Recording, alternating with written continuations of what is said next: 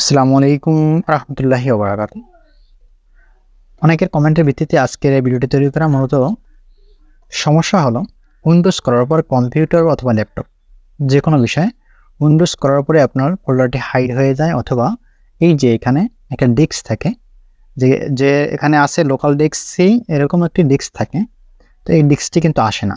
Maximum সময় দেখা গেছে যখন বেশি হার্ড ডিস্ক থাকে তখন এই সমস্যাটি বেশি হয়। আবার দেখা গেছে যদি এসএসডি ইউজ করেন এবং সাথে আর একটি হার্ড ডিস্ক ইউজ করেন, এই সময় কিন্তু হয়। আবার যদি একটা এসএসডি বা একটা হার্ড ডিস্ক আছে কিন্তু পার্টিশন আছে কয়েকটা, কিন্তু তখন আসে না, অথবা ফোল্ডারগুলো আপনারা খুঁজে পান না। এই বিষয়টি কেন হয়? আবার দেখা গেছে হঠাৎ করে আপনি চালাইতেছেন বাট এখন আর পার্টিশনটি নাই। এই বিষয়টি আসলে কেন হয়, এটি কীভাবে আমরা আনতে পারি এবং এটা আসলে কোথায় যায় এবং কীভাবে থাকে, এটিকে আসলে আনা সম্ভব কিনা, সম্পূর্ণ ভিডিওটি আপনি কন্টিনিউ করুন। তাহলে আমি আশা করি আপনি এই বিষয়ে কিন্তু বুঝতে পারবেন যে আসলে এই হার্ড ডিস্কের এই যে ব্যাকআপটা বা এটা হাইড হয়ে আছে কিনা বা কোথায় আছে, এটা কীভাবে আমরা ফিরিয়ে আনতে পারি। এজন্য আমরা কয়েকটি পদ্ধতি ব্যবহার করব।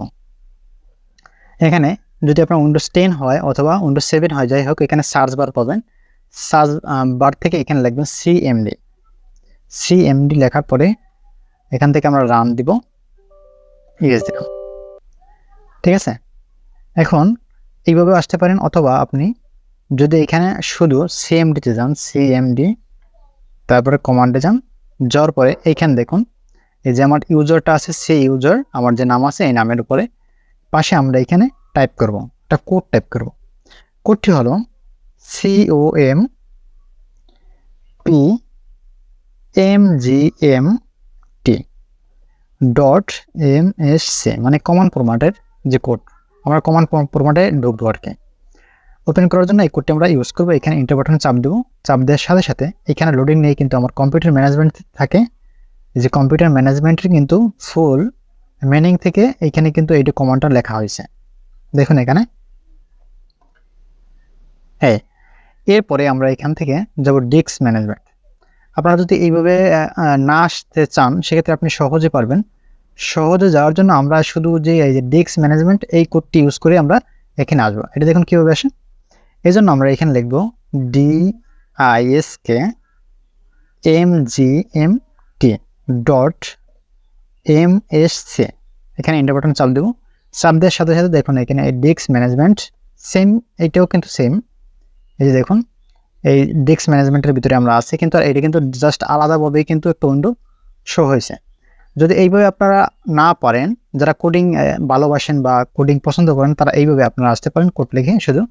আর যদি মনে করেন যে না আমি এইভাবে আসবো না, জাস্ট আপনাদের এইখানে আসতে হবে মূলত, সেক্ষেত্রে আপনারা সহজভাবে পারবেন। দিস পিসির উপর রাইট বাটন ক্লিক করবেন। ক্লিক করার পরে এই যে ম্যানেজ থেকে একটু লোড নেবে। লোড নেওয়ার পরে এই যে ডিস্ক ম্যানেজমেন্ট, এইখান থেকে আমরা এই যে অপশনটু কিন্তু আসলাম।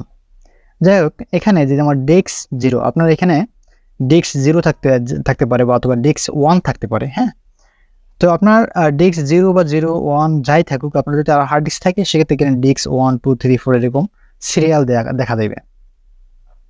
আপনারা কোন পার্টিশনটি পান না বা কোন পার্টিশনটা এখানে শো করে না, সেক্ষেত্রে এইখানে কিন্তু এই পার্টিশনগুলো শো করবে। আমার এখন দেখুন 3টা পার্টিশন এখানে দেখা যাইতেছে। একটা হলো সিস্টেম রিজার্ভ আছে, একটা সি আর একটা নিউ ভলিউম। তো আমার সি যেটা, এখানে তো আমরা সি দেখতেই পাইলাম, এই যে সি আছে এখানে, এই যে সি। আর বাকি যে পার্টিশনটা এখানে নিউ ভলিউম দেখা যাইতেছে, এটা কিন্তু আমার এখানে নাই, এটা কিন্তু 33.66 জিবি। আর এখানে যে রিজার্ভের যেটা আছে আমার একটা সিস্টেম 579 MB, তো এটা আমার প্রয়োজন নেই। সেক্ষেত্রে আমরা নিউ ভলিউমে যাব। নিউ ভলিউমের উপর রাইট বাটনে ক্লিক করব। এখান থেকে আমরা দেবো সেন্স অ্যান্ড ড্রাইভ লেটার। ঠিক আছে, আমার যে ড্রাইভ যে লেটার থাকে, এই যে ড্রাইভ লেটারটা কোনটাকে বলে ড্রাইভ লেটার মূলত এটাও দেখে নেন। এই যে লোকাল ডিস্ক সি, এই যে সামনে সি দেওয়া আছে ড্রাইভ, এইটা হচ্ছে ড্রাইভ লেটার। ঠিক আছে, এই লেটারটা আমরা এনে ইউজ করবো। এখানে কিন্তু কোনো লেটার দেয়া নাই, সেক্ষেত্রে আমরা এয়ার দেবো। এর থেকে এখান থেকে সির উপর যেহেতু ডি, আমরা ডি ইউজ করতে পারি, যে কোনো একটা দিতে পারি, XYZ। আমরা ডি ইউজ করি। ডি ইউজ করার পরে ওকে। দেখুন এখানে দেখুন একটু আমরা রিফ্রেশ দিই। রিফ্রেশ দেওয়ার সাথে সাথে কিন্তু আমার কি ওই ড্রাইভটি আসছে। তো আপনাদের এরকম যদি হার্ড ডিস্কের ড্রাইভ না আসে বা নিউ ভলিউম বা যে ফাইল বলেন, এই ফাইলগুলো যদি আপনারা খুঁজে না পান, সেক্ষেত্রে আপনারা কিন্তু সহজেই এটা কিন্তু নিয়ে আসতে পারেন এই কম্পিউটার ম্যানেজমেন্ট থেকে ডেস্ক ম্যানেজমেন্টের উপরে ক্লিক করার পরে এইখান থেকে আপনারা কিন্তু নিয়ে আসতে পারবেন। তো আজকের ভিডিও এই পর্যন্তই। কম্পিউটার বিষয়ে ল্যাপটপ এবং ডেস্কটপ, প্রিন্টার যে কোনো সমস্যার সমাধানের জন্য আমরা কিন্তু ভিডিও তৈরি করি। আর যদি আপনাদের সমস্যা হয়ে থাকে আপনারা কমেন্ট করে রাখুন, আমরা পরবর্তীতে এরকম দেখিয়ে দেবো যে আসলে কি সমস্যার কারণে কি হয় এবং এটা আপনারা কীভাবে সমাধান করতে পারেন। আজকের ভিডিও এ পর্যন্তই। ভালো থাকবেন, সুস্থ থাকবেন। আল্লাহ হাফেজ।